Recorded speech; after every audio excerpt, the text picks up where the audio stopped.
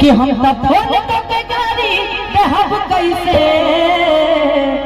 चल हम तो दूसरा जोरे, हमरा तो प्यार मोहब्बत दूसरा जोरे हो गए, मान के चली गोलू राजा नियन हो गए। बाकी तू एक बात याद रखना, कि रे रे अब ते जियबे कैसे मजनुआ रे, अब ते जियबे कैसे अमर पागल करे जवाब के जियबे कैसे, अमर पागल करे जवाब के जियबे कैसे। ए चंदन रे अब ते जियबे कैसे, ए चंदन रे अब ते जियबे कैसे।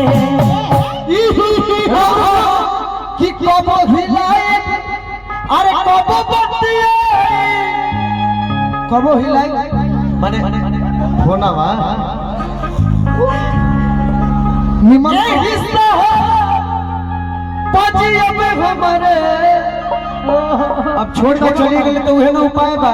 अभी सब नहीं सब छोड़ के चल तो कौन उपाय बा। आओ न तुम्हारी इधर आओ।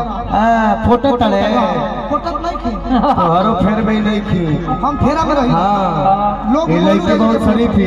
हां सुना मित्र सुदामा, मित्र सुदामा आज तक गोलू राजा के फेरा में दुनिया लगल बा लड़का चाहे लड़की। तोरा भी शब्द नहीं खे तो देख लगल भइल वाला तू ही सुघर तारा फेरा में लड़का लगल बा लड़की सुघर नहीं को लगल हो हैं प्यार बाकी ना। हां तो डिक्की ले ले बड़े तोरा फेर में कौन भरे। अरे डिक्की बा और ये जाए तो मर जाए या तोड़िया जाए तो मर जाए। हट बात कहे दे बोल अब हम मूड में नहीं खेना तो अनुपमा खिसी आ जाती। सब के तरी बोलन जाला कि जाई नहीं हो रे पर रोवत लभा छतिया फाटता।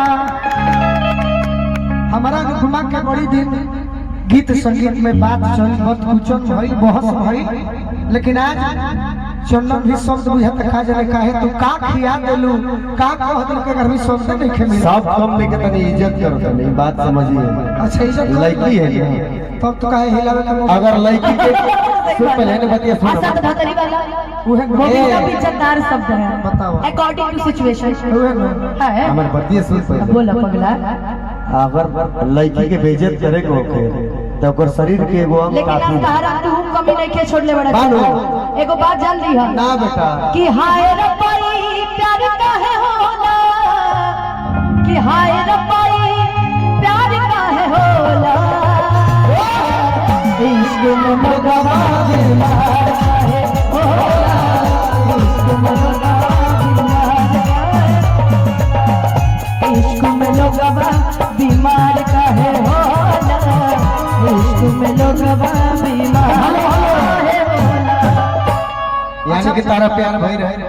अरे छोड़ ना प्यार आज सब होती है बस। बताइए कुछ अगले कार्यक्रम के लिए गीत संगीत हो गए सब बुझाता है जे दुख गाली हंस छठे के दिन प्यार भई रहे कि ना मुअत रहू कि ना जियत रहू कि ना। हमार कहना बा कि कबो अनुपमा